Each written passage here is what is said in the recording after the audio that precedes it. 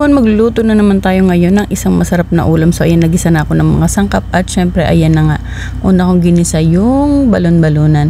Ayan na naman ang ating lulutuin ngayon.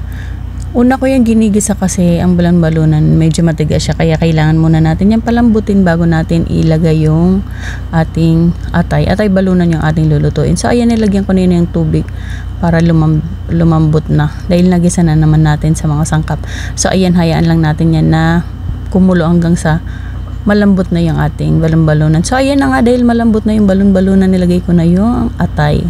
Hindi ko yun sinasabay sa paggisa kasi malambot yung atay, baka madurog.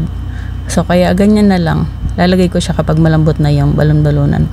At syempre ayan, nahalo na natin yan at konti na lang yung sabaw, kaya lalagyan na natin yan ng toyo.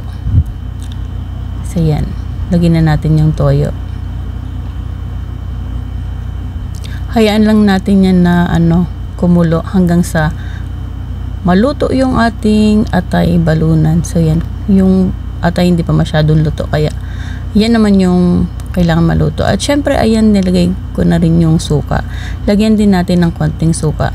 At dahil luto na yung ating atay balunan, ayan, lalagay ko naman yung ating pritong kamote. So ayan yung twist na dinagdag natin sa adobong atay balunan. So ayan, nilagyan ko siya ng pritong kamote para naman maiba, kasi ang mga ulam natin pag paulit-ulit nakakaumay, kaya minsan lagyan din natin ng kakaiba para naman maiba yung ating panlasa. So ayan na nga, at luto na ang aking own version ng adobong atay balunan na may pritong kamote. So ayan, spicy yan, pero kung hindi kayo nagsisili, wag nyo na lagyan ng sili.